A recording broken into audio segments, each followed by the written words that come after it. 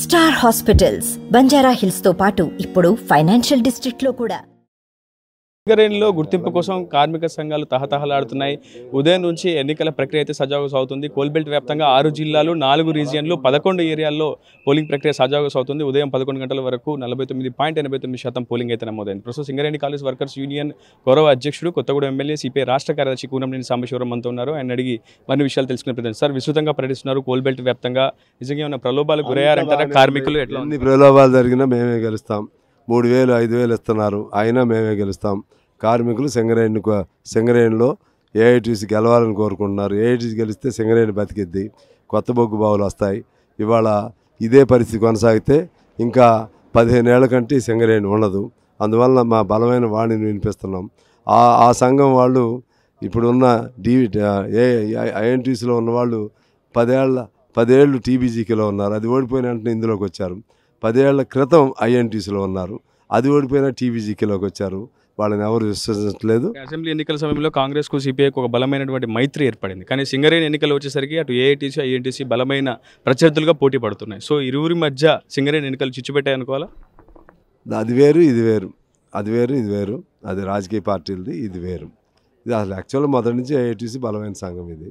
అదేగా ఇంతకుముందు కూడా టీడీపీ అధికారంలో ఉన్న టీఎన్టీసీ మేము పోటీ చేసేవాళ్ళం, కాంగ్రెస్ అధికారంలో ఉన్న ఐఎన్టీసీ మేము పోటీ చేసేవాళ్ళమే. అలాగే ఇప్పుడు సిపిఐఎం సిఐటి పేరుతో పోటీ చేస్తాం. మేము ఎప్పుడు ఎన్నికల్లో కలిసి ఉంటాము. ఎప్పుడన్నా ఒకసారి మొన్న కూడా పొత్తు లేకపోయినా వాళ్ళు మాకే చేశారు.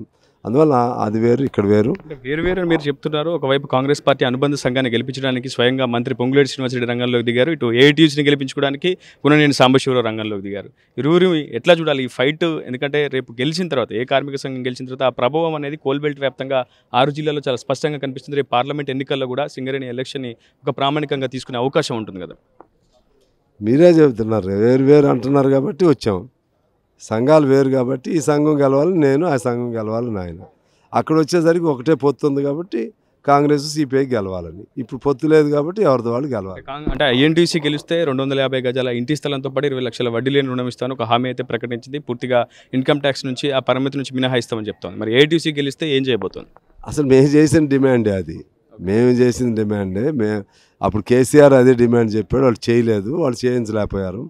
అప్పుడు ఇవాళ ఐఎన్టీసీ కోసం తిరిగేవాళ్ళు, అందరూ ఐఎన్టీసీలో ఉన్న వాళ్ళందరూ ఆనాడు చెప్పిందే ఇది. అప్పుడు ఆ 10 ఏళ్ళు చేయించలేకపోయారు. అందుకనే కార్మికుల్లో తేడా వచ్చింది. ఫైనల్గా ఉదయం నుంచి విస్తృతంగా పర్యటిస్తున్నారు. పోలింగ్ ట్రెండ్స్ ఏ విధంగా ఉన్నాయి? ఏఐటీసీ అధికారంలోకి వస్తుందా రాదా? ఏఐటీసీ గెలుస్తుంది.